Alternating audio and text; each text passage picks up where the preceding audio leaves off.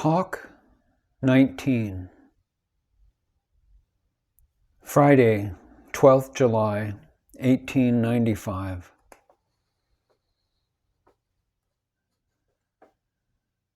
A talk on Shankara's commentary.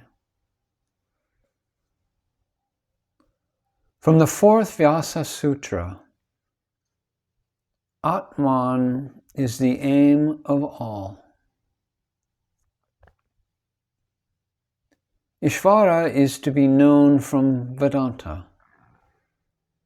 All Vedas point to him who is the cause, the creator, preserver, and destroyer. Ishvara is the unification of the Trinity, known as Brahma, Vishnu, and Shiva, which stand at the head of the Hindu pantheon.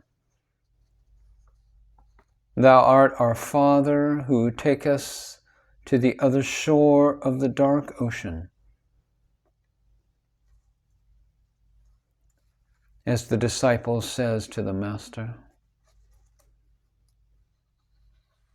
the Vedas cannot show you Brahman. You are that already. They can only help to take away the veil that hides the truth from our eyes. The first veil to vanish is ignorance.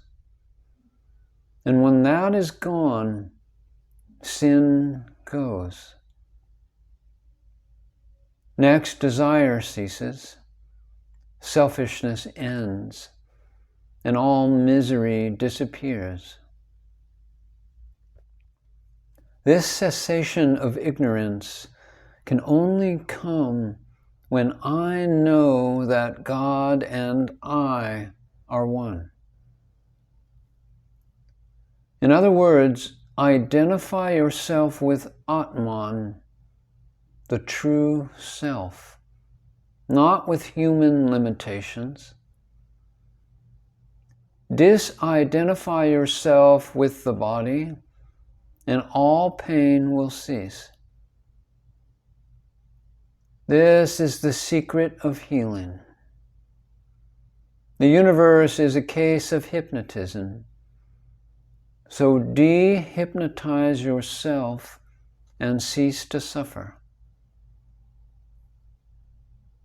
In order to be free, we have to pass through vice to virtue, and then get rid of both.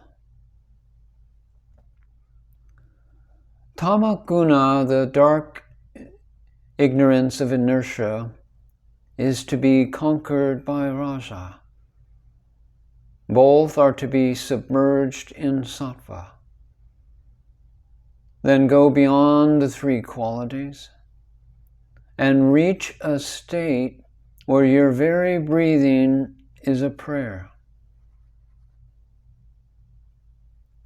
Whenever you learn or gain anything from another man's words, know that you had the experience in a previous existence, because experience is the only teacher.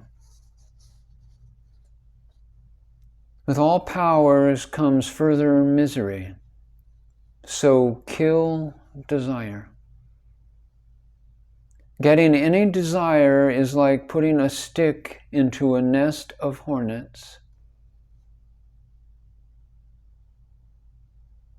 Vairagya, or true dispassion or disinterestedness, is finding out that desires are but gilded balls of poison.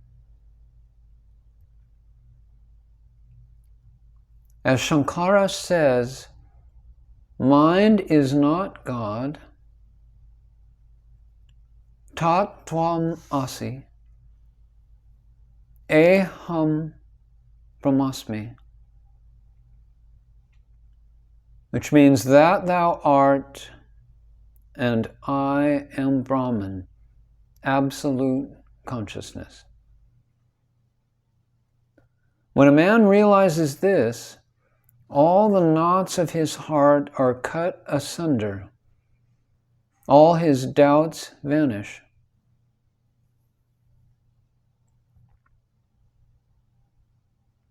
Fearlessness is not possible as long as we have even God over us. We must be God. What is disjoined will be forever disjoined.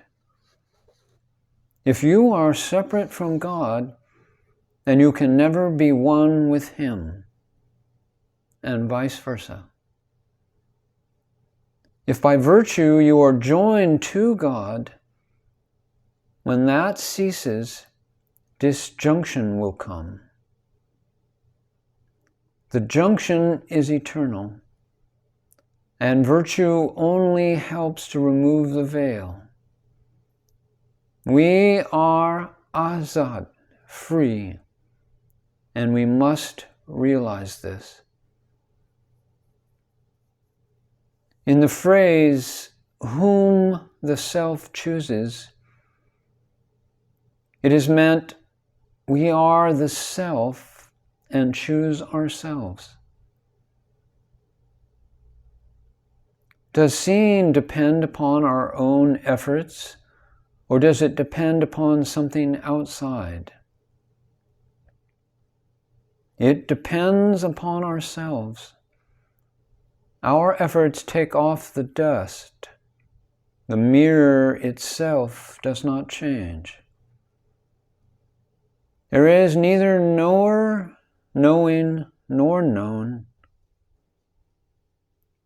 He who knows that he does not know, knows it. He who has a theory knows nothing. The idea that we are bound is only an illusion. Religion is not of this world. It is heart cleansing, and its effect on this world is secondary. Freedom is inseparable from the nature of Atman, which is ever pure, ever perfect, ever unchangeable. This Atman you can never know. We can say nothing about Atman except neti, neti. Not this, not this. Brahman is that which we can never drive out by any power of mind or imagination.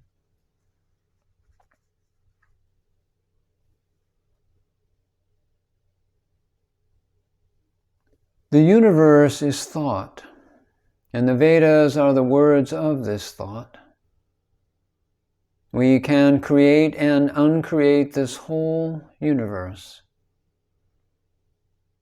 Repeating the words, the unseen thought is aroused, and as a result, a seen effect is produced.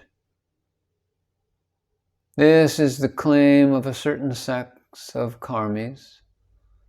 They think that each one of us is a creator.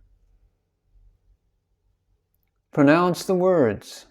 The thought which corresponds will arise, and the result will become visible. A Hindu philosophical sect says, thought is the power of the word. The word is the expression of the thought.